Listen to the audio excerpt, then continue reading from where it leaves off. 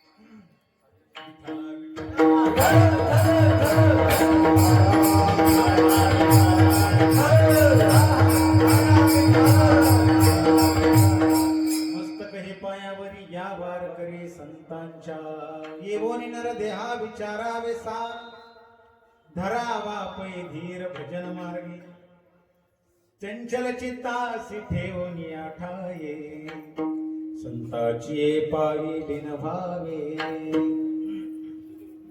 प्रस्तुत प्राप्त स्थळी प्राप्त चिंतन रूपी सेवेसाठी निवडलेला अभंग महान भगवत भक्त जगदवंद्य जगमान्य जगद्गुरु श्री तुकोबराय यांचा या मृत्यूलोकामध्ये जन्माला आलेल्या एकचे यावत मनुष्य मात्रांना उपदेश करणारा, अर्थात त्या भगवान परमात्म्याने जे नरदेहरूपी तत्व तुमच्या आमच्या हाती सोपवले त्याची काही कर्तव्य, तर काय कर्तव्य, त्या कर्तव्याची उत्तर मीमांसा महाराज या अभंगातून करतात। विठ्ठला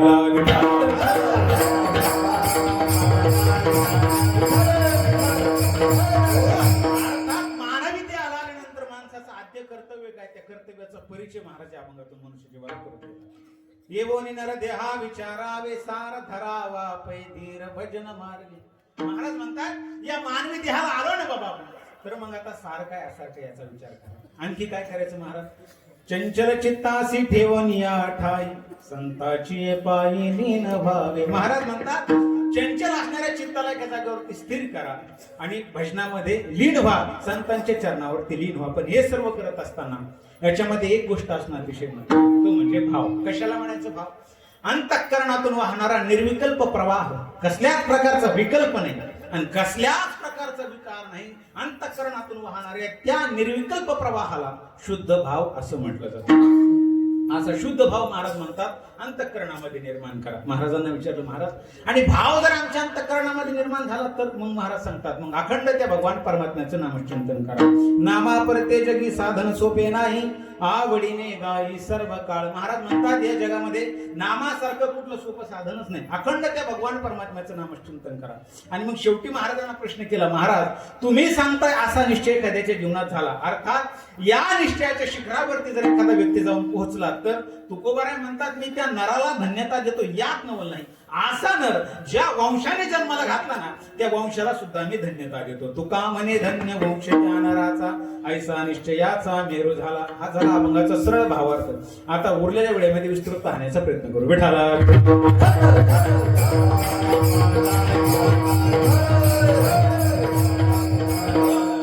शेवेला सुरुवात करण्यापूर्वी अल्पसा परिहार द्यायचा, तो म्हणजे असा दरवर्षी प्रमाणे प्रतिवर्षी प्रमाणे संपन्न होत असलेला नामयज्ञ सोहळा.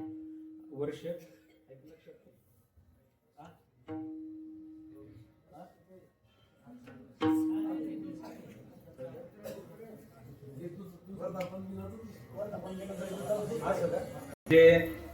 त्याच्या अगोदर मी कीर्तन केलं या ठिकाणी, म्हणजे तुम्ही माझी ट्रायल घेतली याच्या अगोदर.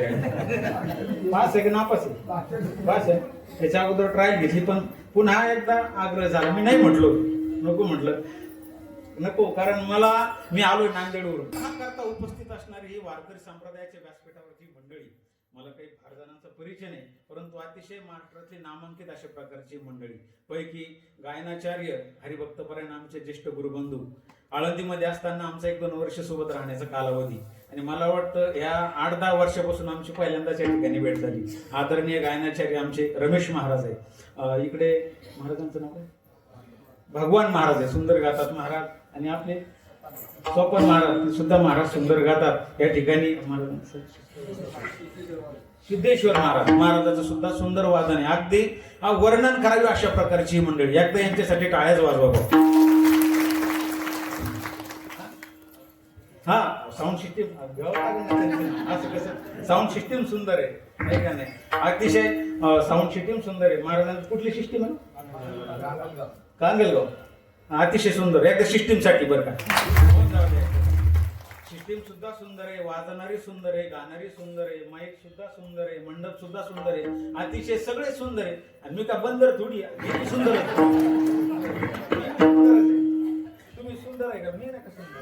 मी सुद्धा सुंदरच आहे. आणि म्हणून अगदी थाटामाटामध्ये अगदी आनंदामध्ये अशा वातावरणामध्ये संपन्न होते. पैकी आमच्या सोबत आलेले आमचे ज्येष्ठ मित्र हरिभक्तपरायण राम महाराज, नेवाशेचे महाराज, अयोध्येमध्ये ज्यांनी 4-5 वर्ष कालावधी राहून त्या ठिकाणी अध्ययन केलं.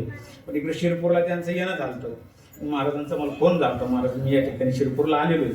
म्हटलं मग आहे. आणि म्हणून अगदी महाराजांना सुद्धा धन्यवाद, गाणारी वाजवी मंडळीला धन्यवाद, टाळकरी मंडळीला सुद्धा धन्यवाद. आमचे येणेकरी बाबा, तुमचे चोपदार बाबा, चोपदार मला तुमचे बाबा खूप आवडले बरं का, लईच आवडले मला खरंच. तर मी म्हणतो की मला इतके आवडले तर त्यांच्या घरच्याला किती आवडले. टवटव चेहरा, असा टवटव माणसाचा चेहरा असला पाहिजे, नाही तर उघड कीर्तनात नाही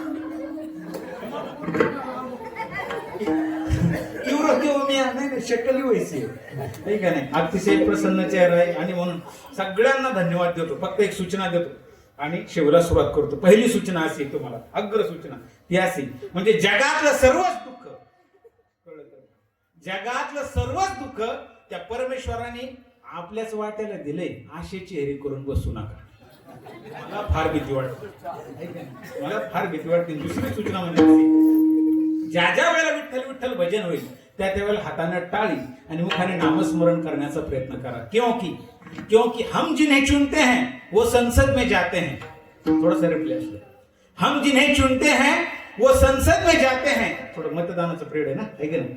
हम जिन्हें चुनते हैं वो संसद में जाते हैं और स्वयं गजानन बाबा और मारुति राय जिन्हें चुनते हैं वही इस कीर्तन मंडप में आते हैं. इसलिए ताली बजाना जरूरी है. विठाला विठाला.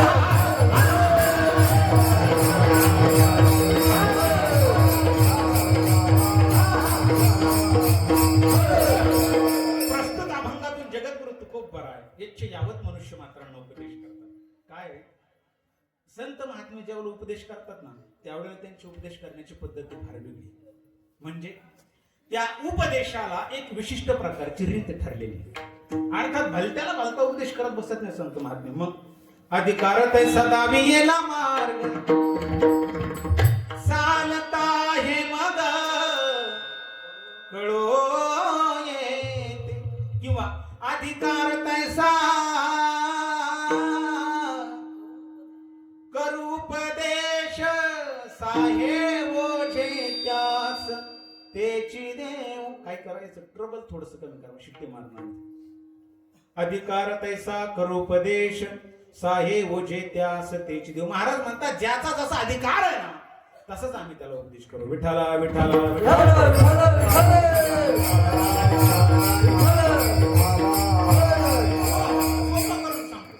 काय, एखाद्या प्राण्याचा जेवढा आपण वाहन म्हणून उपयोग करतो, ज्यात हत्ती असेल, उंट असेल, घोडा असेल, अशा वेगवेगळ्या प्राण्याचा ज्यावेळेला आपण वाहन म्हणून उपयोग करतो त्यावेळेला त्या प्राण्यावर व्यवस्थित बसता यावं, व्यवस्थित बसून प्रवास करता यावा याच्याकरता एक आसन वापरलं जातं. कोणत्या प्राण्यावर, ज्यात हत्ती असेल, उंट, घोडा असेल, असे जे प्राणी असतात ज्याच्यावरती प्रवास केला जातो त्या प्राण्यावर व्यवस्थित बसता यावं, व्यवस्थित बसून प्रवास करता यावा याच्याकरता एक विशिष्ट प्रकारचं आसन वापरलं जातं. जसं की घोड्यावर व्यवस्थित बसता यावं, व्यवस्थित बसून प्रवास करता यावा याच्याकरता एक आसन वापरलं जातं. काय म्हणतात त्याला? कोण बोल? हा बरोबर, वगैरे म्हणतात त्याला. बोलत चाल, भांडण बिंड करून आले का घरून तुम्ही? असं तर काही भाग नाही, बोलत चला. मला प्रश्न विचारायची सवय कीर्तनामध्ये. कीर्तनामध्ये संवाद हा झाला पाहिजे, कारण संवाद झाल्याशिवाय वक्त्याला कळत नाही काय बोलायचंय, आणि नाही संवाद झाला तर श्रोत्यांना कळत नाही वक्त काय बोलायला लागला. मी सांगत नाही, माऊलींची भाषा आहे. अहो चंद्रकांत द्रवता किर होय परिते हातवटी चंद्रिके आहे, म्हणून वक्ता तो वक्ता नोहे श्रोते. माऊली म्हणतात वक्त्याची किंमत तोपर्यंत होत नाही तो जोपर्यंत त्याच्यासमोर श्रोते कशी पाहिजे. आणि म्हणून कीर्तनामध्ये संवाद असला पाहिजे. मला प्रश्न विचारायची सवय. चालेल ना तुम्हाला प्रश्न विचारलेले?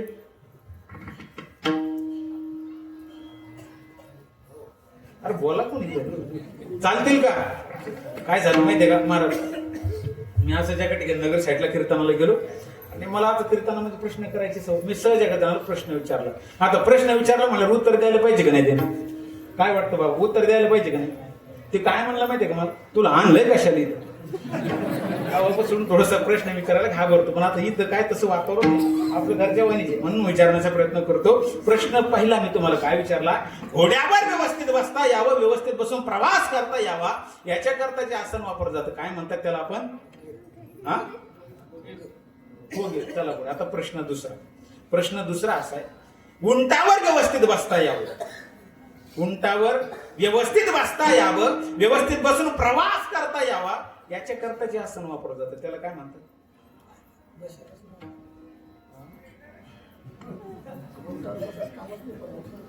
तुम्ही नका बोलू, यांना बोलू द्या ना, यांचं काम आहे बोला.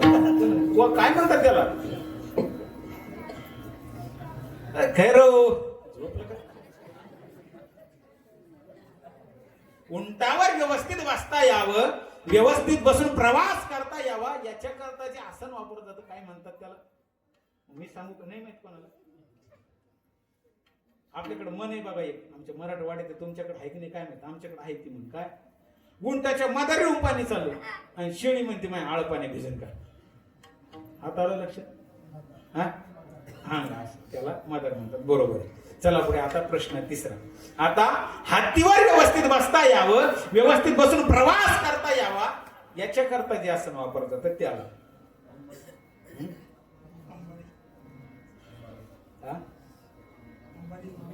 हा अंबारी म्हणतात. बरोबर आहे. नाही बोलत चला, काही अडचण नाही. त्याला अंबारी म्हणतात, पण त्याला आपण अंबारी म्हणतो. त्याला आपण अंबारी म्हणतो. जगद्गुरु तुकोबाराय त्याला एक विशिष्ट शब्द वापरतात. तुकोबाराय त्याला पालन म्हणतात. ज्याला आपण अंबारी म्हणतो तुकोबाराय त्याला पालन म्हणतात. आणि मग प्रश्न विचारतात. हा सांगतो ना, प्रमाणावर चाललं कीर्तन बरं का बाबा, बगर प्रमाणात नाही चालत. जगद्गुरु तुकोबाराय त्याला पालन म्हणतात. मग आणि प्रश्न विचारतात, सांगा हत्तीवर बसून प्रवास करण्याकरता जी अंबारी जे पालन वापरलं जातं ते जर मुंगीवर टाकलं तर प्रवास होईल का? घालिता तो कोण कार्यसिद्धी घालिता तो कोण घालिता तो कोण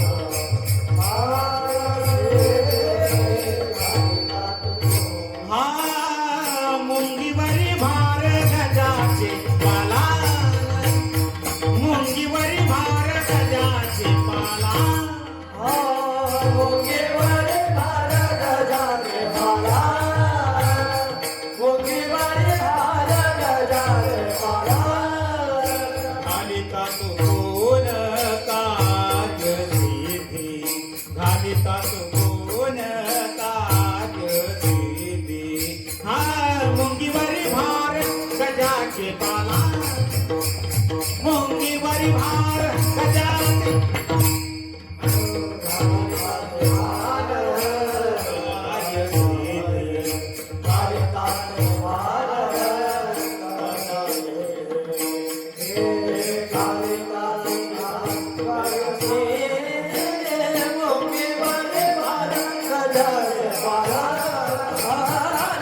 मुंगीवरी भार गजाचे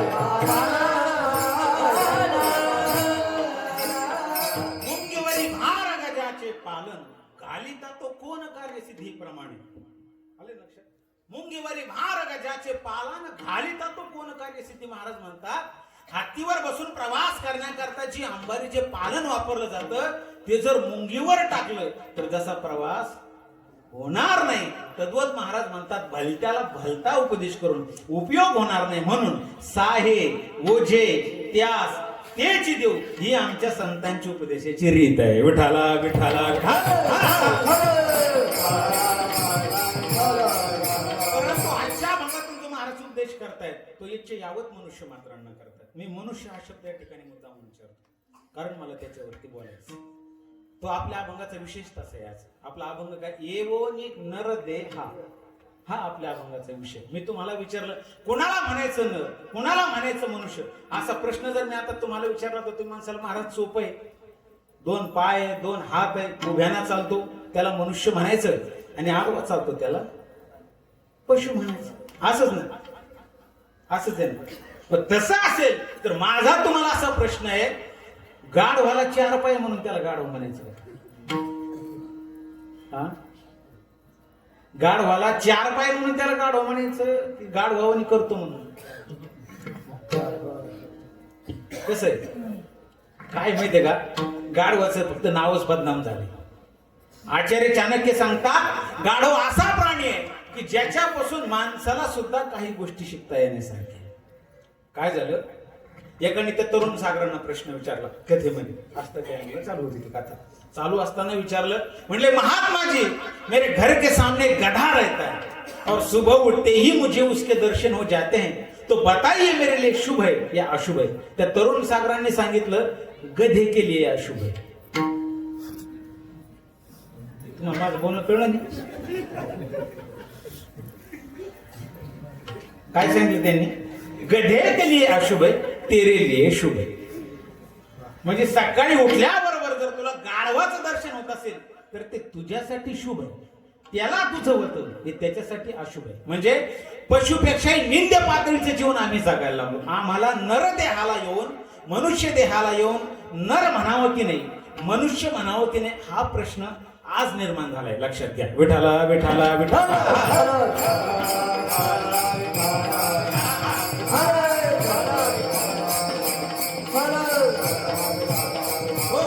छत्रपती शिवाजी महाराजांच्या आदेशानुसार आमच्या काही मावळ्या नेते कल्याणच्या सुभेदाराचा खजिना लुटला आणि त्या खजिन्याबरोबर सुभेदाराच्या ससुनेला सुद्धा उचलण्यात आलं आणि महाराजांच्या दरबारामध्ये हजर करण्यात आलं छत्रपती शिवाजी महाराजांच्या समोर उभा केल्यानंतर लाट लाट लाट लाट लाट लाट कापू लागली ती कारण तिला माहिती होतं अफजल खानासारख्या वाघाला उभं फाडण्याची ताकद ज्या वाघा आता आहे अशा वाघाच्या दरबारमध्ये उभा होता पण कदाचित आपल्या इज्जतीची लक्तर इथे टांगली जाते का काय म्हणून लाट लाट लाट लाट कापू लागली महाराजांच्या लक्षात आलंय घाबरलीये भेदरलीये आणि तत्क्षणी महाराजांच्या मुखातून शब्द बाहेर पडले आई घाबरू नको महाराजांनी मावळ्यांना आवाज टाकला हिला नवे वस्त्र परिधान करण्याकरता द्या नवे अलंकार परिधान करण्याकरता द्या पालखी सजवा पालखीमध्ये बसवा आणि मोठ्या सन्मानाने परत त्या सुभेदाराची घरी नेऊन घाला. मला माझा मुद्दा सांगायचा आहे. परक्याची सून झाली म्हणून काय झालं? अरे परक्याची सून झाली म्हणून काय झालं? परक्याच्या सुनेला आई म्हणून हाक मारणारा पहिला राजा जर जगाच्या पाठीवर कोण असेल तर ते छत्रपती शिवाजी महाराज आहे. याचं भान आम्हाला असलं पाहिजे. आशांच्या वंशामध्ये जन्माला होता. एवढं सोपं नाही महाराजांचं चरित्र. थोर आपले कर्तव्य जाणून परनारीला माता मानून. थोर आपले कर्तव्य जाणून परनारीला माता मानून. बोळवण केली सुभेदाराच्या सुनाची. बोळवण केली सुभेदाराच्या सुनाची. आठवण ठेवा शिवरायाच्या गुणाची. आठवण सेवा शिवरायाच्या गुणाची. बोलवण केली सुभेदाराच्या सुनाची. बोलवण केली सुभेदाराच्या सुनाची. आठवण केली याच्या गुणाची. आठवण ठेवा शिवरायाच्या गुणाची. देशाकरता परवा केली न तनाची. देशाकरता परवा केली न तनाची. आठवण ठेवा शिवरायाच्या गुणाची. आठवण ठेवा शिवरायाच्या गुणाची.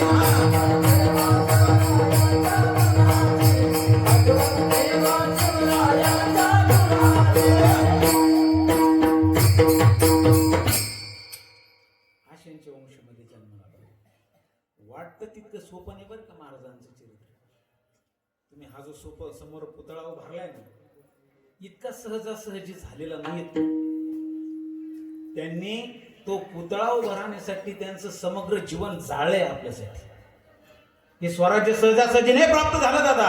अरे रक्ताचा अभिषेक घालावा लागला या धरणी मातेला तेव्हा कुठेतरी आम्ही स्वराज्य उपभोगतो. सहज नाही. आजच्या तरुणाला आपल्याला वाटतंय तेवढं पण आजच्या तरुणाला छत्रपती शिवाजी महाराज नाही कळले. खरंच नाही कळलं. तरुणांनी काय केले? महाराजांना डोक्यावर घेतलं. हो काय केलं? डोक्यावर घेतलं. डोक्यात नाही घेतलं. ही आजच्या तरुणाची शोकांतिका. छत्रपती शिवाजी महाराजांनी तरुणांनी काय केलं? महाराजांना डोक्यावर घेतलं. डोक्यात नाही घेतलं. आणि ज्या दिवशी आमचे छत्रपती शिवाजी महाराज डोक्यात जातील ना त्या दिवशी आम्हाला खऱ्या अर्थानं महाराज कळतील. एवढं सोपं चरित्र नाही दादा. सांगू तुम्हाला छत्रपती शिवाजी महाराजांचं चरित्र 16व्या शतकामध्ये वाघिणीचं दूध आहे. ते मिळवणं कठीण आहे त्यापेक्षा ते बचावणं कठीण आहे. सोपं नाही. कुठंतरी चव्हाट्यावर उभं राहून घोषणा देण्या इतकं सोपं नाही. डीजे समोर उभं राहून घोषणा देण्या इतकं सोपं नाही. ते महाराज तुमच्या महाराष्ट्राला गरज आहे आणि तुझी महाराजांची गरज आहे आणि हा असं बरं आहे ओळू देवाला. आम्हाला महाराजांना डोक्यावर घेण्यापेक्षा डोक्यात घ्यावं लागेल. त्यांनी आम्हाला हे स्वराज्य प्राप्त करून देण्यासाठी पावलाला महाराज तानाजी महाराजांसारखे नरवीर मावळे या धरणी मातेला समर्पण करावे लागले. तेव्हा कुठेतरी आम्ही हे स्वातंत्र्य उपभोगतोय. विठाला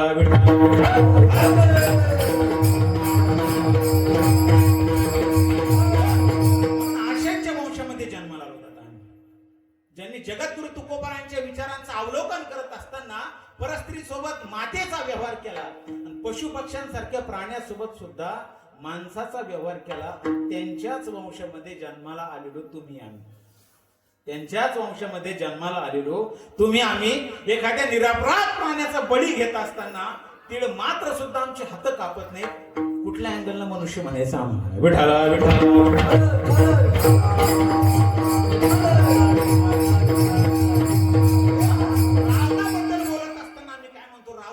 होता, पापी होता, नीच प्रवृत्तीचा होता असं आम्ही रावणाबद्दल बोलतो. असंच बोलतो ना.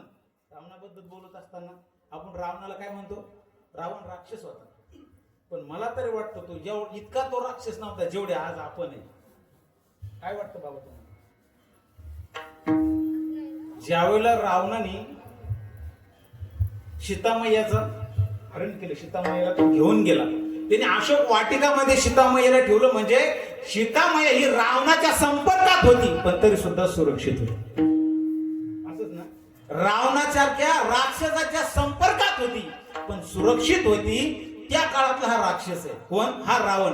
त्या काळातला राक्षस आहे. त्याच्या संपर्कात असणारी आमची सीतामाया सुद्धा संपर्कामध्ये असणारी सुखरूप होती. परंतु आजच्या काळामध्ये माणसाच्या संपर्कात असणारी 10 वर्षाची मुलगी सुद्धा संपर्कामध्ये असणारी सुरक्षित आहे की नाही, हा प्रश्न आहे.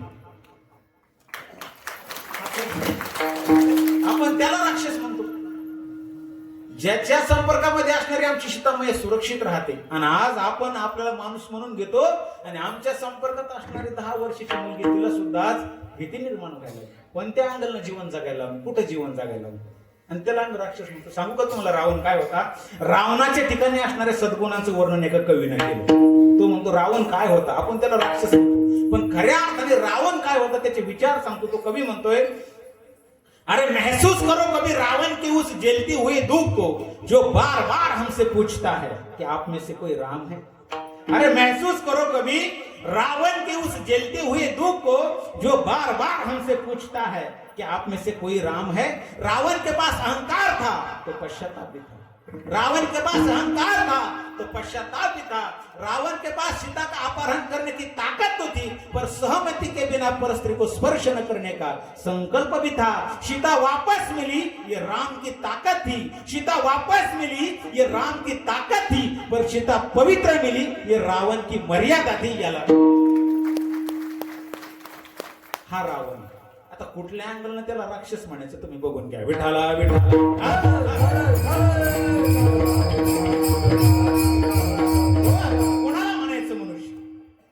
मनुष्य म्हणायचं कुणाला, हे सांगत असताना आम्हाला मनुष्यत्वाची व्याख्या राजा भर्तृहरी सांगतात. कुणाला म्हणायचं?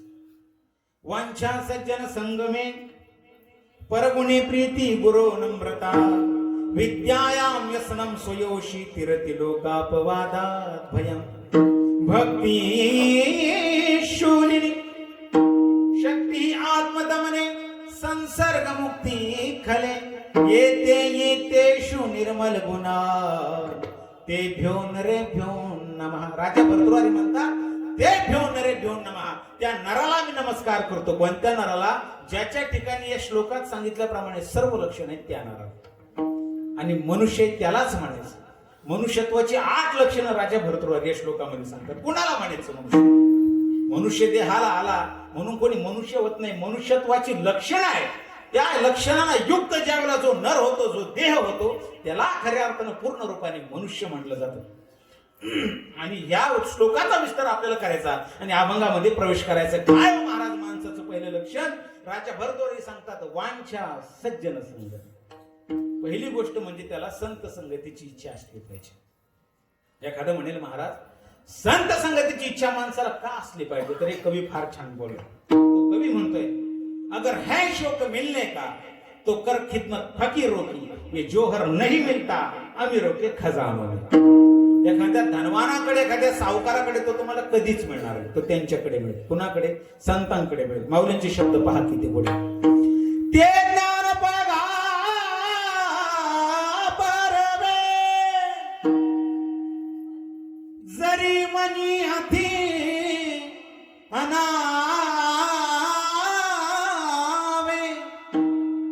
तरी संताया भजावे सर्व स्वेसी. माऊलींचे शब्द पहा किती गोडे. माऊली सांगतात ते ज्ञान पैगा बरवे जरी मनी अति आणावे तरी संताया भजावे सर्वस्वेसी. माऊली म्हणतात संतांकडे जावं लागेल, त्यांच्याशिवाय तो प्राप्त होणार नाही. नाथ महाराजांनी शिक्का आणला होता त्याच्यावर. हरिप्राप्तीचे उपाय, हरिप्राप्तीचे उपाय,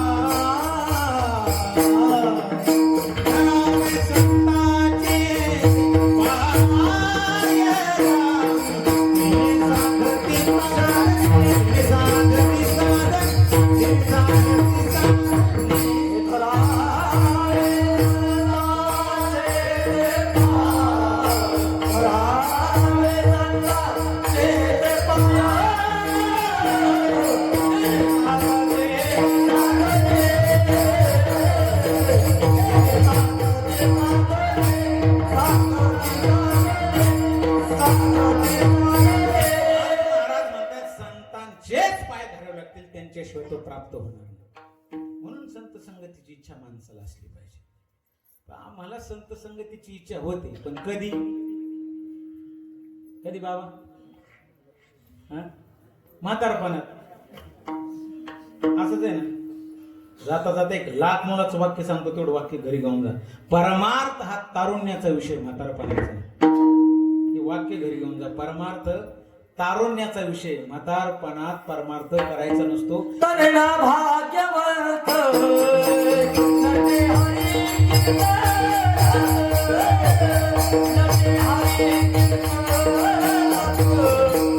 नटे हरी नटे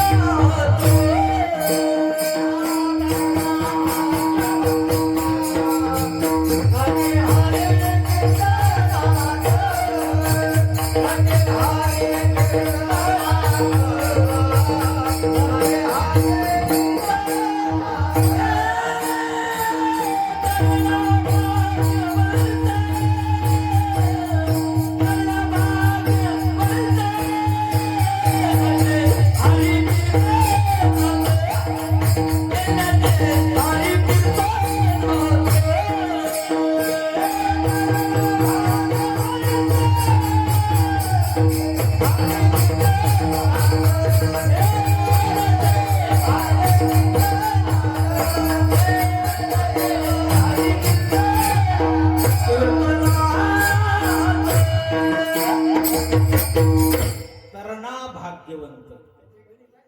काय म्हटले महाराज? तरणा भाग्य. म्हातारा भाग्यवंत नाही म्हटले, तरणा भाग्यवंत. अजून सांग.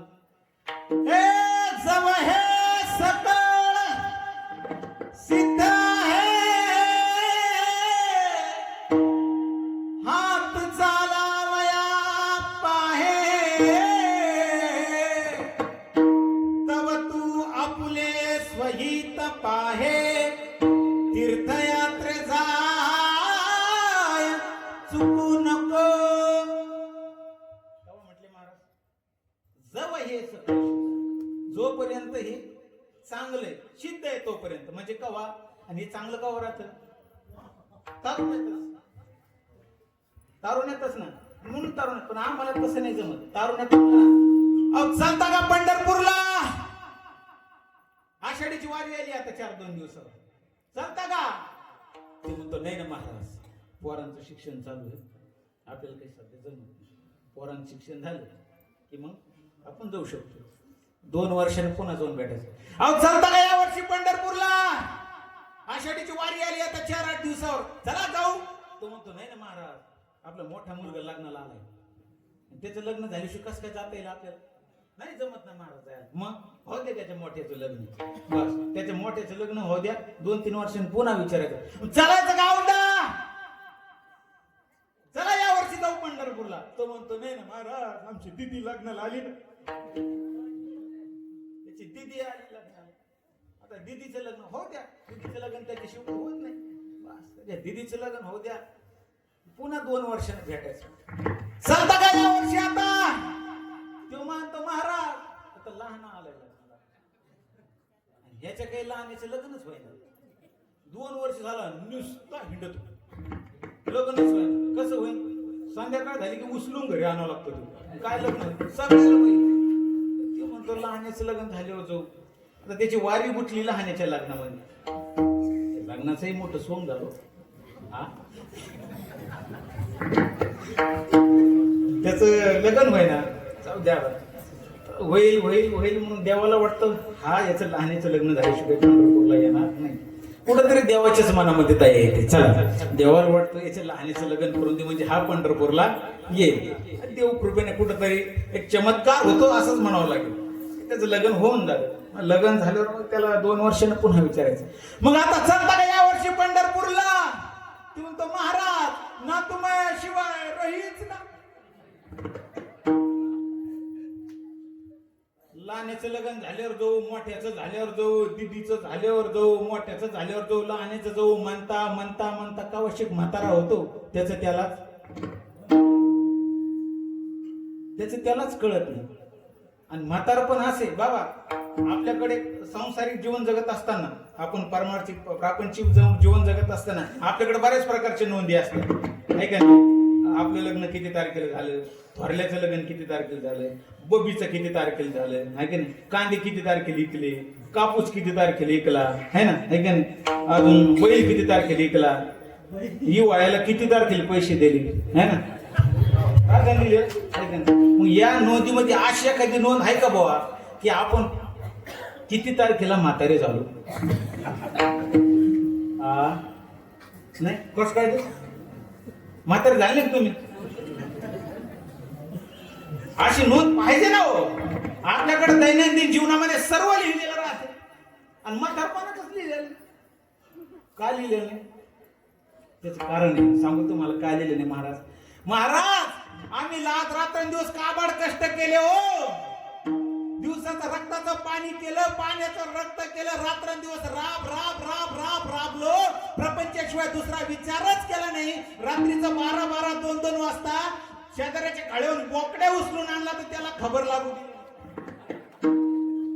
असं ना. असा प्रपंच केला आणि तो प्रपंच करत असताना आम्ही कवा म्हातारे झालो. आम्हाला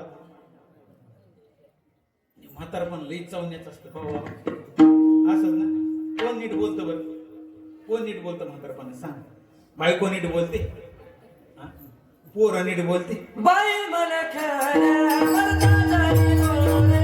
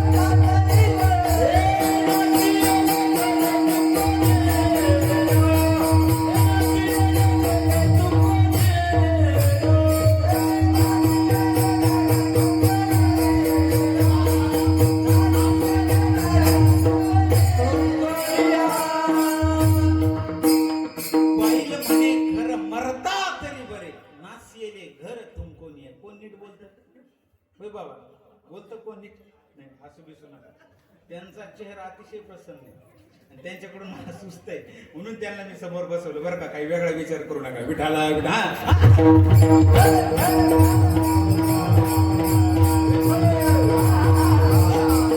कोण नीट बोलत, नीट बोलत कोण. सुना नीट बोलत्या का बायको, पोरा, नातू. ते वायसर सुद्धा नीट बोलत नाही हो. 4 बोट असते ते सुद्धा म्हणते माझ्याला काही कळत नाही असंच म्हणते ना. ते कोणाच बघून म्हणते. आपल्याला परमनंट एक माणूस आहे माग, ह्यांना काही कळत नाही असं म्हणणार. कोण बायको काही कळत नाही. बघा तुम्ही माणसाचं जीवनच एवढं विचित्र आहे ना.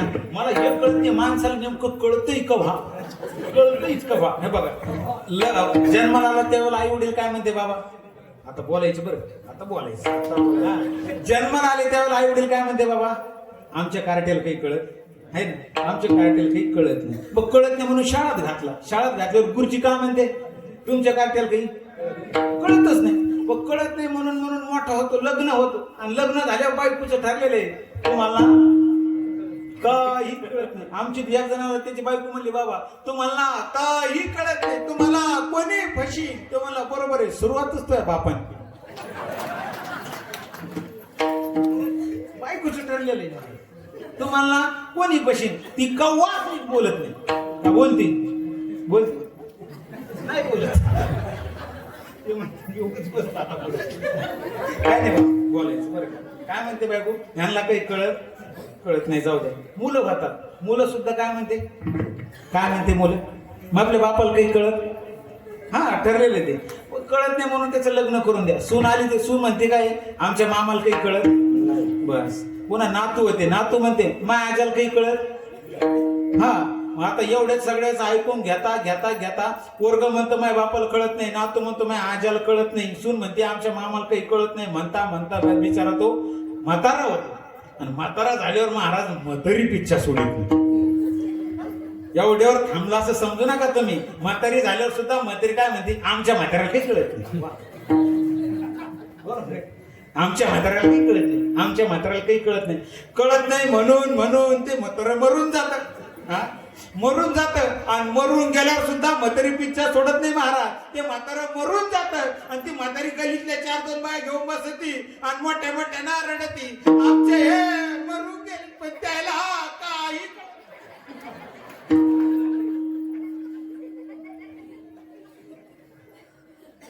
ते काय माणूस कोण नीट बोलतो, कोण म्हातारपणा बाईला म्हणे खरं मरता तरी बरे. अहो नाशियले घरात कोण येत नीट बोलत नाही महाराज बायको सुद्धा.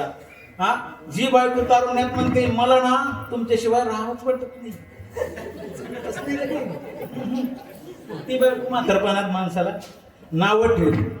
थुकतं म्हणते कुठं सुद्धा थुकतं म्हणते. पोटात छातीत म्हातारं थुकायला लागलं बाबा, पोटात छातीत काय झालं काय नाही थुकायला लागले. म्हाताऱ्याने दवाखान्यात नेलं, म्हाताऱ्याला दवाखान्यात नेलं ते चेकअप वगैरे केलं डॉक्टरने. म्हाताऱ्याने सांगितलं म्हातारं थुकायला लागलं कुठं. चेकअप वगैरे केले, छातीचे फोटो वगैरे काढले, घरी आणलं तर म्हातारी गल्ली सरळ सांगत होती. म्हाताऱ्याला दवाखान्यात नेलं तर 4,000चं दिसतंय, फुट्ट झाले फुट्ट म्हाताऱ्याची छाती. आणि डॉक्टर म्हणला चपाती तर म्हाताऱ्याला दाखवूच नका. त्या म्हातारीने जेवणच केलं, बंद केलं म्हाताऱ्याला. ते म्हातारा सुन साहेब लागले की उंड्याकडे टळ टळ पाहत आणि रडत. ही अवस्था आहे महाराज म्हातारपणा. या काळामध्ये ज्या काळात घरातली माणसं नीट बोलत नाही, त्या काळात आम्हाला देव प्राप्त होईल का बाबा? कसा होईल मला सांगा. पोलिओ कब पिया जाता है? पोलिओ आपण पितो ना. पोलियो कब पिया जाता है? बचपन में या 55 में? 55 में? हाँ, बचपन में. पोलियो अगर 55 में पिया जाए तो मी तर काही अजून एखादा म्हातारा माणूस बघितला नाही बा पोलिओ पिताना. पोलिओ अगर 55 में पिया जाए तो कोई फायदा नाही का? त्याला वयाची मर्यादा आहे. मग साधारण पोलिओला जर वयाची मर्यादा असेल तर हा परमार्थ आहे ना दादा.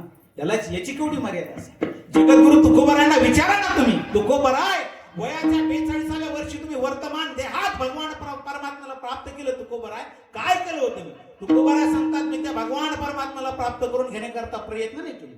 त्या भगवान परमात्म्याला प्राप्त करून घेण्याकरता प्रयत्न नाही केले तर त्या भगवान परमात्म्याला प्राप्त करून घेण्याकरता महाराज सांगतात मी अट्टहास केला.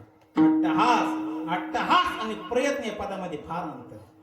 एकाच बाजूने जो केला जातो तो प्रयत्न आणि जीवाला कष्ट होईल तोपर्यंत केला जातो तो अट्टहास. महाराज म्हणतात तो मी त्या भगवान परमात्म्याला प्राप्त करून घेण्याकरता केला. आणि जगद्गुरु तुकोबारायांनी वयाच्या 42व्या वर्षी वैकुंठ गमन करून जगाला दाखवून दिलेलं त्याला. 42व्या वर्षी म्हणजे काय म्हातारपण थोडी आहे, तारुण्य आहे. वयाच्या 42व्या वर्षी वर्तमान देहात जगद्गुरु तुकोबारायांनी भगवान परमात्म्याला प्राप्त करून घेतलं. तुकोबारायांनी आम्हाला सांगून दिलं की दादा परमार्थ हा तारुण्यातच होऊ शकतो, म्हातारपणात नाही. विठाला विठाला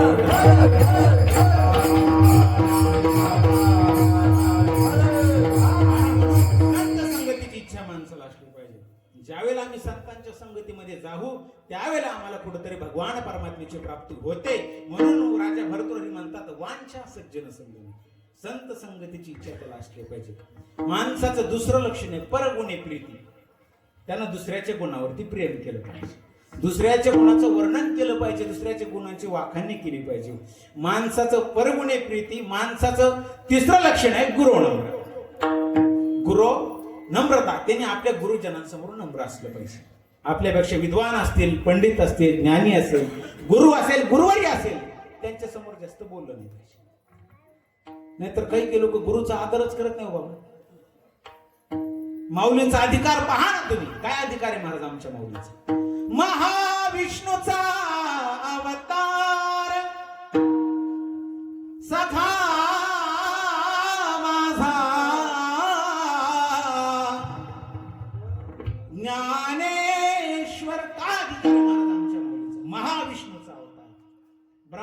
जगताचे नायक आहे.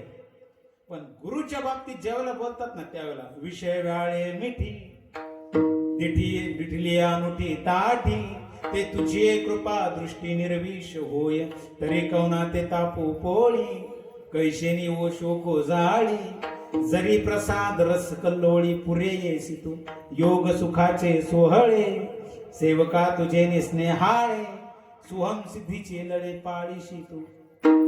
अजून सांगू का आधार शक्तीची या अंकी वाढविशी कौतुकी हृदयाकाश पल्लकी पर्ये देसिनी जे प्रत्येक ज्योतीची ओवाळणी करीसी मन पवनाची खेळणी आत्मसुखाची बाळलेनी लेवविसी 17 स्तन्य देसी अनाहताचा हल्ल रोगासी समाधी बोधे निजविशी बुझावून म्हणून साधका तू माऊली पिके सारस्वत तुझ्या पाऊली या कारणे मी सावली नसंडी तुझी अहो सद्गुरुची कृपा दृष्टी तुझे कारुण्य जयाती अधिष्ठी तो सकळ विद्यांची सृष्टी धात्रा होय म्हणून आंबे श्रीमंते निज जन कल्पलते अज्ञापी माते ग्रंथ निरोपिनी नवरसी भरवे सागरो करवी उचित रत्नांचे आगरो भावार्थाचे गिरीवरून पजवी माय साहित्य सोनेची अखानी उघडवी देशीचे अक्षोनी विवेक वेलीची लावणी होदी सेंग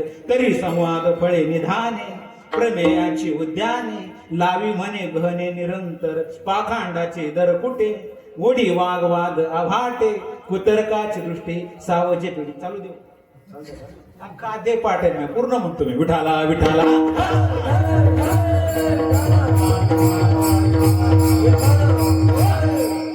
आम्हाला शिकवतात गुरुच्या संबंधाने आम्ही कसं वागलं पाहिजे. आणि ज्यावेळेला गुरु यात समोर येतात ना ज्यावेळेला गुरु समोर प्रत्यक्षात समोर येतात त्यावेळेला माऊलींची भाषा पहा. माऊली सांगतात आता हे हृदया फुले सौपाळून या भले वरी बैसवू पाऊले श्री गुरु. माऊली सांगतात गुरुच्या पावलांना गुरुच्या चरणांना हृदयामध्ये धारण करण्याची क्षमता ठेवतात का गुरु नम्रता विठाला विठाला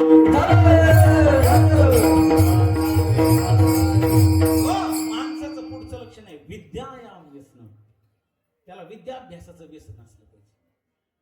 पण आता तसं राहिलं नाही. पूर्वीचे राजे महाराजे विद्याभ्यास संपन्न असायचे पण आता ते राहिले नाही. आता हे मोबाईल व्हॉट्सअप फेसबुक हे सोशल मीडियामुळे जर वाटोळ झालं महाराज. आता फक्त आम्हाला एकच कळतं का समजलं का तुले बस. आता मोबाईल शिवाय दुसरी दुनियाच राहिली महाराज. लहान 2 वर्षाचं पोरग 2 वर्षाचं कार्ट असतं त्याला सुद्धा मोबाईल लागतो आणि त्याला चट कळते. बाप असं गमतीनं सांगते की नाही महाराज मला कळत नाही म्हणते त्याला ते कळते मोबाईल असं कुठला पाहिजे धरून. अहो लहान लेकराला मोबाईलची सवय. लेकरांची चुकी नाही महाराज. आपण आहे ना लहान लेकराला नाव ठेवतो. लेकरांची चुकीच नाही याच्यात चुकी आई वडिलांची. कारण ज्या वयामध्ये त्यांना संस्कार द्यायचे असतात ज्या वयामध्ये त्यांना धर्म शिकायचा असतो ज्या वयामध्ये त्यांना धर्म नीती न्याय शिकायचा असतो त्या काळामध्ये आम्ही त्यांच्या हातामध्ये ती मशीन देऊन ठेवू ते यंत्र देऊन ठेवू. त्यांना त्याचं व्यसन नाही लागणार तर काय लागणार.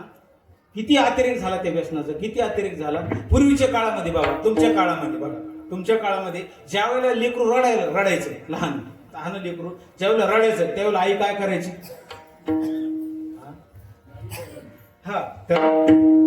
काय करायचं माऊली काय करायचं अशी रिप्लाय प्लीज. तुमच्या काळामध्ये नाही बोलत चला तुमच्या काळामध्ये हे मोबाईल नव्हता त्यावेळेला. ज्या वेळेला लहान लेकरू रडायचं त्यावेळेला तुम्ही काय करायच्या त्या लेकराला उचलून घ्यायचं ताबडतोब. त्याला ताबडतोब उचलून घेतलं जायचं. कितीही चिडलेलं ते लेकरू असू द्या कितीही ते रागावलेलं असतं ना तर ते लेकरू तात्काळ शांत व्हायचं का त्याला त्याच्या आईचा स्पर्श होतो. गर्भामध्ये 9 महिने असताना त्यांनी त्याचा आईचा स्पर्श ओळखलाय. त्याला माहिती नाहीये माझी आई काळी आहे गोरी आहे उंच आहे ठेंगणी आहे माझ्या आईचे नाक डोळे कसे काही त्याला ज्ञान नाही. फक्त त्याला त्या आईच्या स्पर्शाचं ज्ञान कोण शिकलं हो त्याला. त्या एक 8 महिन्याच्या 12 महिन्याच्या 1.5-2 वर्षाच्या बाळाला कोण शिकवलं ही तुझी आई आहे कोण शिकवलं. पण शिकवलंही असेल पण त्याच्याकडे एवढी बुद्धी कुठे की तो शिकेल ही माझी आई म्हणून. हा, कसं काय ओळखतो ही माझी आई? का त्याला त्या आईचा स्पर्श आहे. 9 महिने त्यांनी गर्भामध्ये त्या आईचा स्पर्श घेतलाय आणि तात्काळ ती पोरग रडायचं थांबून जात. आणि आताच्या काळामध्ये बाबा लेकरू रडायला तर काय करता माय? हा, काय करता तुम्ही लेकरू रडायला लागल्यावर? ओय मावले हो, हा मोबाईल घे म्हणतो, मोबाईल द्या. मोबाईल म्हणतो, मोबाईल दे त्याला, मोबाईल द्या. राहत ते मस्त काय मोबाईल द्या, मोबाईल द्यायचं. बरं आता लोक ठीक होत. आता पहिल्या म्हणजे जुना मोबाईल दिल्यानंतर लेकरू राहत होतं. पण याच्या पुढे एक पायरी गेली बाबा. आता लेकरू रडायला लागलं तरी मला स्टेटस टाकल्याशिवाय घेत नाही त्याला. आता हे सांगतो तुम्हाला, एक पायरी अलीकडे होती का रडायला लागलं फक्त मोबाईल द्यायचा. पण एक पायरी पुढे गेली. आता पुढची पायरी कशी? स्टेटस टाकल्याशिवाय ते किती बी रडू, अगोदर स्टेटस टाकल्याशिवाय मोबाईल द्यायचा. हे दुर्दैव आहे. आम्ही आमच्या लेकराचा स्पर्श विसरून द्यायला लागलो आम्ही. त्याला आई वडिलांच्या जुन्या काळामध्ये आई वडिलांना शरीराचे धर्म नसायचे का? आई वडिलांना जुन्या काळामध्ये शरीराचे धर्म नव्हते का? पण त्यांनी शरीराचे धर्म जोपासून ठराविक वेळेपर्यंत मुलाचे संस्कार तुटू दिले नाही, मुलाचा स्पर्श तुटू दिला नाही. 10-10, 12-12 वर्षापर्यंत मुलं होईस तोपर्यंत आई वडिलाजवळ झोपण्याची परंपरा होती. मोठमोठे मुलं होईस तोपर्यंत होती का ना? आई वडिला पैसे झोपले जायचं, मोठमोठी मुलं असतात. आता 2 वर्षाच्या टाबराला स्पेशल रूम आहे. असंच आहे ना, 2 वर्षाच्या टाबर असतं त्याला स्पेशल रूम आहे. 2 वर्षाच्या टाबराला जर तुम्ही स्पेशल रूम देत असाल, तुम्ही मला एक सांगायचं, ज्या आईला घेतल्याच्या नंतर लेकरू तात्काळ थांबत होतं, त्या आईला लेकरू न घेता ती जर त्या बाळाच्या हातामध्ये जर मोबाईल देत असेल तर मला सांगा बाबा, हा कुणाचा विजय? विजय कुणाचा आहे? ही मातृत्वाची हार आहे का त्या नवीन यंत्राचा विजय? किती मोठं दुर्दैव. मातृत्व हारताय महाराज या गोष्टी पुढे. त्याच्या हातात मोबाईल, त्याला 2 वर्षाचा असताना स्पेशल रूम, सेपरेट रूम. तुम्हाला एक सांगू का मी, तुम्ही जर 2 वर्षाच्या बाळाला जर स्पेशल रूम जर करून देत असताल ना 2 वर्षाच्या मुलाला, म्हातारपणात नाही त्यांनी तुमचा बेड गावाच्या बाहेर काढला ना तर मला येऊन भेटा तुम्ही. विठाला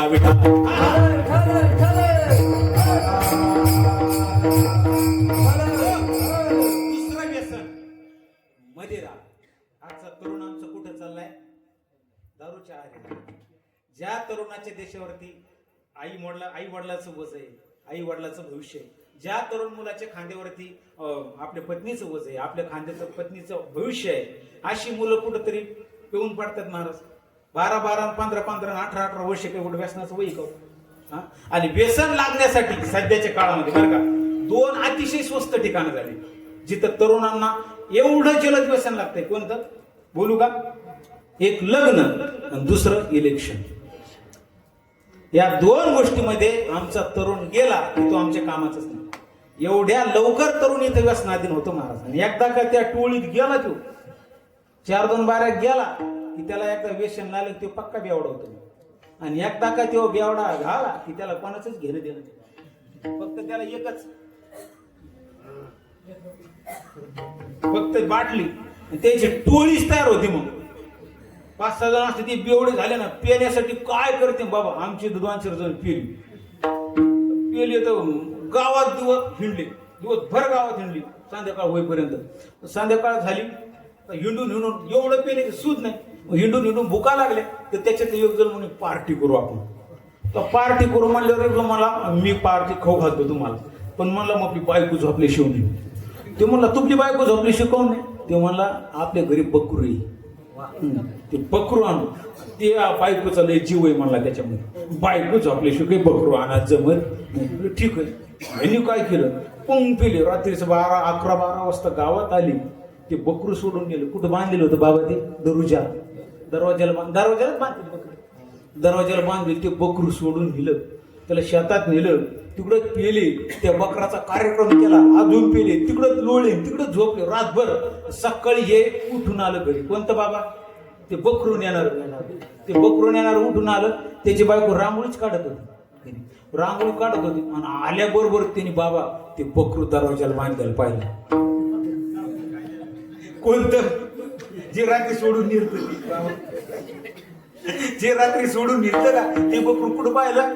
दरुजाला बांधलेलं पाहिलं असलो गरम झालं ते बायकोल काय म्हणलं माहितीये का, हे बकरू इथं कस काय आलं सांग पहिलं, हे बकरू इथं कस काय आलं सांग पहिलं. त्याची बायको म्हणले ते बकराचं मरून द्या पलीकडे कुणीकडं, तुम्ही रात्री कुत्र घेऊन कुठे गेलते.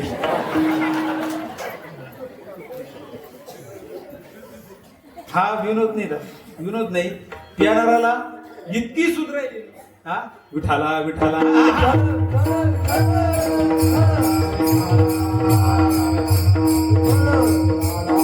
माणसाचं पुढचं लक्षण आहे स्वयंशील. त्यानं स्वपत्नीच्या ठिकाणीच आसक्त असलं पाहिजे. या संबंधाने भारत एक माऊलींची ओळी सांगतो आणि पुढे चालतो. माऊलींची भाषा पहा का. देखो निवनिता आपुली कुरूप जरी जहाली, परिभोगिता तेची भली जया परी. माऊली सांगतात देखो निवनिता आपुली कुरूप जरी जहाली, परिभोगिता तेची भली जया परी. माऊली म्हणतात आपली पत्नी कुरूप जरी असली ना तर तीच आपल्यासाठी योग्य आहे, उत्तम आहे असं म्हणून राहिलं पाहिजे. हा हे अतिशय महत्वाचं आहे, हे लक्षण अतिशय महत्वाचं आहे. आमचे गुरुजी सांगायचे हे लक्षण ज्याच्या ठिकाणी ना बाबा माणूस नाही तो साधू आहे साधू. आणि याच्यासाठी पाठपुरावा जर काय असेल तर ते म्हणजे आमच्या जगद्गुरु तुकोबार यांचं. सांगू जाई व तुम्हाते जाई व तुम्हाते चकरी सायात आम्ही विष्णुदास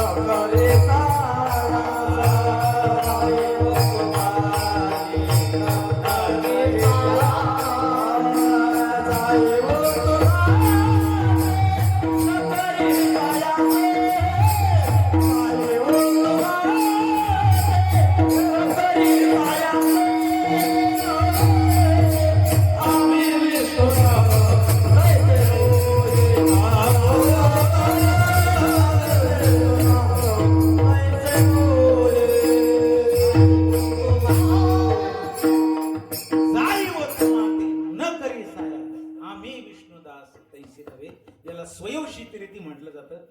साधू म्हटलं जातं. मी सांगून गेलो हे लक्षण ज्याच्या ठिकाणी ना दादा माणूस नाही तो साधू आहे साधू. सांगू का अजून कुणाला म्हणायचं जाऊ एकाच मिनिटात सांगून जातो. हिंदू धर्माचे प्रचारक म्हणून हिंदू धर्माचा प्रचार करण्याकरिता विवेकानंद शिकागोला जातात.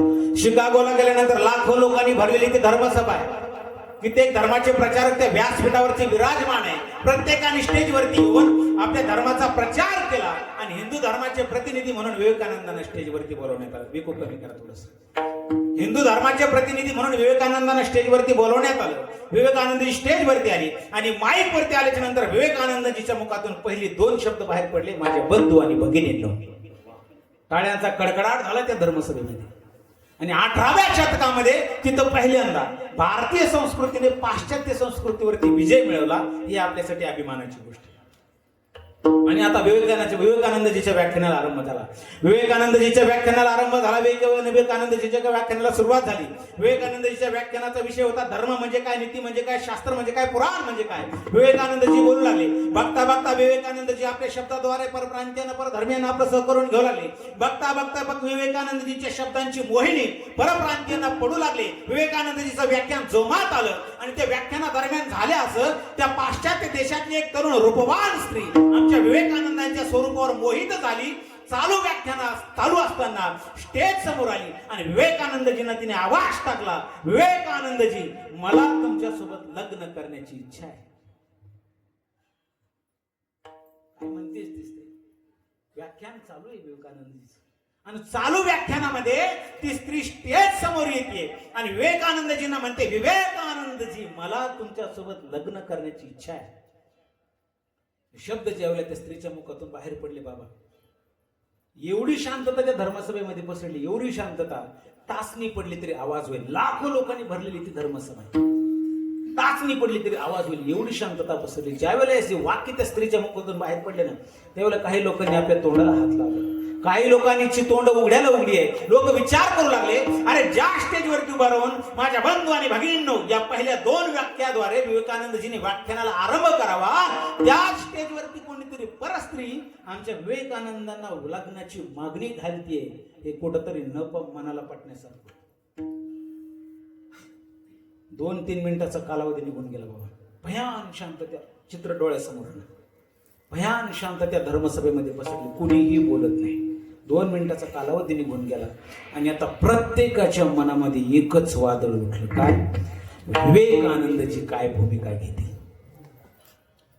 विवेकानंदची काय भूमिका घेते, विवेकानंदजीच्या मुखातून बाहेर पडणारा पहिला शब्द काय असेल. प्रत्येकाच्या मनामध्ये एकच वादळ. बाबा 2 मिनिटाचा कालावधी निघून गेला. विवेकानंदने त्या स्त्रीकडे बघितलं आणि स्मित हास्य केलं, विचारलं, माझ्यासोबत लग्न करण्याची इच्छा आहे तुमची? त्या स्त्रीने सांगितलं हो.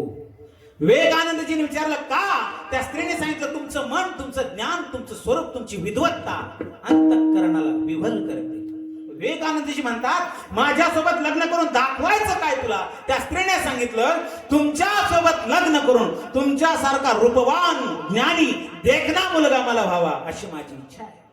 त्यावेळी विवेकानंद म्हणतात, त्याकरता लग्न करण्याची काय गरज आहे? ती स्त्री म्हणते, मला मुलगा कसा होईल? विवेकानंदजी म्हणतात, त्याकरता लग्न करण्याची काय गरज आहे? ती स्त्री म्हणते, मला मुलगा कसा होईल? विवेकानंदजी म्हणतात, त्याकरता लग्न करण्याची काय गरज आहे? अरे तुमच्या समोर उभा असणारा विवेकानंद तुमचाच मुलगा समजा, याला साधुत्व म्हटलं. याला खऱ्या अर्थानं साधुत्व म्हटलं जातं. मी बोलून गेलो मागे काय, हे लक्षण ज्याच्या ठिकाणी ना माणूस नाही दादा, तो साधू आहे. विठाला विठाला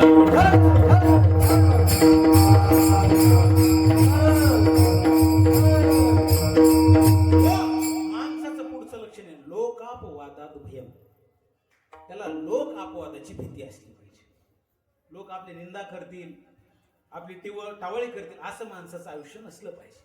पण काही लोक लयच गैरती असते तो बाबा, लयच गैर. मी म्हणतो बाबा, एक अतिशय श्रीमंत घरचा माणूस बाबा, अतिशय श्रीमंत, अतिशय म्हणजे अगदी इस्त्रीचे कपडे घातलेले, सूटबूट घातलेला बाबा, आणि बाजारात आला ते त्याला पेरू खायची इच्छा झाली बाबा, पेरू खायची इच्छा झाली. आता तो बघू लागला आपल्याला पेरू भेटेल कुठं. आता बराच शोध केला, त्याला पेरूच खात मिळाला नाही कुठे. एका ठिकाणी एक माता माऊली आमची त्या पातेल्यामध्ये पेरू घेऊन बसली, उन्हाचा पारा, वराची छत्री धरलेली, ती आपली बिचारी बसली, पेरू खात होती. याने बघितलं बा पेरू हाय एका ठिकाणी. मग आता पेरू घ्यायचा, पैसे खर्च वाटणार, चिकट, लय चिकट. मी म्हणतो काही लोक एवढी चिरकुट चोखी असते बाबा, लय पोटाला सुद्धा खा वाटत, पैसे खर्चा वाटणार. आता काय करावं? 2 मिनिटं तिथं थांबला आणि तिला गिऱ्हाईक आलं. देण्याकरता त्यानं बघितलं हिचं लक्ष नाही.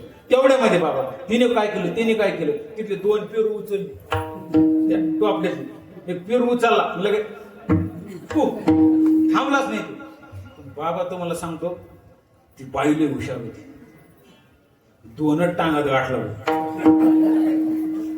किती? 2च टांगत गाठलं बाबा. पायातली सँडल काढली आणि असा कुठला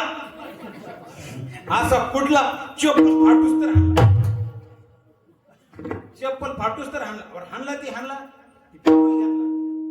पेरू हिसकून घेतला आणि दुकानात येऊन बसला. आता झालतं कुठं? बोला कुठं झालतं? हा कुठं झालतं? खैरो कुठं झालतं? बाजारात झालतं.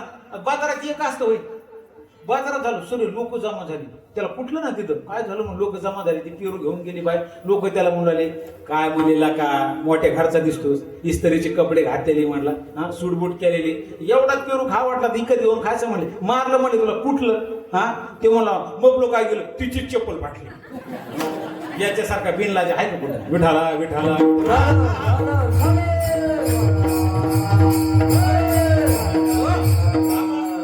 काही लोक लईच गैरती असते. मी म्हणतो एक जणाचं लग्न झालं, लग्न झालं तर पहिल्यांदा सासरवाडीत चाललं. आता सासरवाडीत चाललं तर त्याच्या आईने त्याला सांगितलं, बाळू पहिल्यांदा सासरवाडीत चालला, तिथे गेल्यावर जास्त बोलू नको, तिथे गेल्यावर जास्त बोलू नका. हा नाही आपल्या शब्दात उत्तर द्या जाय, ठीक आहे ना. मग आता कुठं हा म्हणायचं, कुठं नाही म्हण, एवढी तर अक्कल माणसाला असायला पाहिजे ना. त्याने ते ध्यानात ठेवलं, आईने सांगितलं. मग तेव्हा आईला म्हणला, आई कौन नाही बोलायचं. त्याची आई हुशार होती. त्याची आई म्हणली, बाळा सासरवाडीत जास्त बोललं तर सासरवाडीचे लोक म्हणत असते आमक्याचा जावई वाचाळ आहे. असंच आहे का? सासरवाडीत जास्त बोलले तर काय म्हणते सासरवाडीचे लोक, आमक्याचा जावई वाचाळ आहे. आणि कमी बोलले की सासरवाडीचे लोक काय म्हणते, आमक्याचा जावई घुमाई है ना. मग कोणाचं घुमाई म्हणून घेऊ नको आणि कोणाचं वाचाळी म्हणून घेऊ नको. हा नाही म्हणून आपल्या शब्दात उत्तर द्यायचं, आहे का नाही. बसलं एसटीत, जसं त्याच्या डोक्यात तेवढंच बाबा, जास्त बोलायचं नाही. एसटीत बसलं आणि तिथं एसटीत जसं उतरलं, सासऱ्याचं घर रोडवरच होतं बाबा, जसं एसटीतून उतरलं सासऱ्याने लांबूनच पाहिलं, त्याला नावात टाकलं, राम राम जावई. राम राम राम राम आवाज टाकला, आला. सासरे म्हणले, आले का? म्हणलं हो. बरे आहेत का मग घरचे सगळे? म्हणला नाही. सासरा म्हणला, आमच्या पोरीचं बिरीचं दुखतंय काय? म्हणलं हो. लय सिरियस आहे काय? म्हणला नाही. सासरा म्हणलं, लय दुखायला लागलं, सिरियस आहे. म्हणलं दवाखान्यात नेलं का? म्हणला नाही. आपण पोरीचा भरोसा? म्हणला नाही. सासरा म्हणला, निघावं लागतं काय चांडाळा? म्हणलं हो. आणि जाऊस तर हाती लागेल का? म्हणला नाही. विठाला विठाला.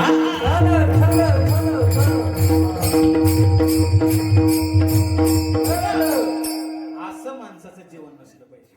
लोक अपवादात पाहिजे, लोक टिंगल करतील, टवळी करतील, असं माणसाचं जीवन नसलं पाहिजे. माणसाचं पुढचं लक्षण आहे भक्ती शूलिनी. किती झाले?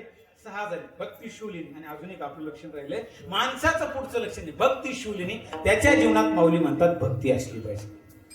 आणि जर भक्तीच नसेल तर माऊलीचे शब्द पहा, कनेविन सोपटे कणसे लागली घनदाटे, काय करावे गोमटे वो सनगर, का रूप वैसा माझा आथिले पणे कागाजा, एक भाव नाही माझा येरते पल्लाळ. किंवा अजून माऊली शब्द पहा, तैसे माझी भक्ती वीण जळोते जियाले पण, अगा पृथ्वीवरी पाषाण नसती काय. माऊलीचे शब्द पहा किती गोड. माऊली म्हणतात, आगा पृथ्वीवरील पाषाण नसती काही, आग लागो त्याच्या जगण्याला ज्याच्या जीवनामध्ये भक्ती नसेल. म्हणून माणसाच्या जीवनामध्ये भक्ती असली पाहिजे. या संबंधाने एका साधूचे शब्द फार छान आहे. ते म्हणतात, भांति भांति भोग मिले सुख के संजोग मिले, सुयश और नाम मिले जीवन की बाटी में. भांति भांति भोग मिले सुख के संजोग मिले, सुयश और नाम मिले जीवन की बाटी में. ये सब कुछ मिलने के बाद अगर एक राम ना मिले तो सब काम मिले माटी में. धन संपत्ती आहे, प्रॉपर्टी आहे, पैसा आहे, सुंदर शरीर आहे, सुंदर पत्नी आहे, मुलं आज्ञेत आहे, एवढं सर्व असून जर एक भगवत भजन नसेल, राम नाम नसेल तर शास्त्रकार सांगतात सर्व व्यर्थ आहे. म्हणून माणसाच्या जीवनात भक्ती असली पाहिजे. विठाला विठाला. माणसाचं शेवटचं लक्षण आहे आत्मदमने. तो आत्मसंयम करणारा असावा. एवढी लक्षणं म्हणतात राजा भर्तृहरी म्हणतात, ज्या नराच्या ठिकाणी, ज्या देहाच्या ठिकाणी त्याला खऱ्या अर्थानं मनुष्य म्हटलं जातं, नाहीतर नुसतं शरीरच माणसाचं आहे असं म्हणायला हरकत नाही. एवढं कठीण आहे मानवी देहाला आल्यानंतर मनुष्य होणं. आणि याच्यापेक्षा हजारो पट कठीण आहे, लाखो पट कठीण आहे मनुष्यत्व प्राप्त होणं. म्हणून महाराज म्हणतात, बाबा बरवी हे वेळ सापडली संधी साह्य झाली बुद्धी संचितासी, देव दुर्लभ अशा प्रकारचे नरदे हातीत तत्व तुमच्या आमच्या हाती लागले, संधी तुम्ही आम्हाला प्राप्त झाली. विचार करा विचार. कारण विचार करण्याची एक अद्भुत शक्ती त्या भगवान परमात्म्याने या मानवी देहाला दिली. म्हणून महाराज म्हणतात विचार माणसाने केला पाहिजे. मग काही लोकांनी जगद्गुरु तुकोबारांना प्रश्न केला, महाराज तुम्ही विचार करायला आम्हाला सांगताय खरं, पण आम्ही नेमका विचार करायचा कुठला? तुकोबारे म्हणतात आपण मानवी देहाला आलोय ना, मग इकडचं तिकडचं कुठं भेटल्याचे कुठला विचार करायचा नाही. मग कुठला विचार करायचा तो पहिले चरणाचा.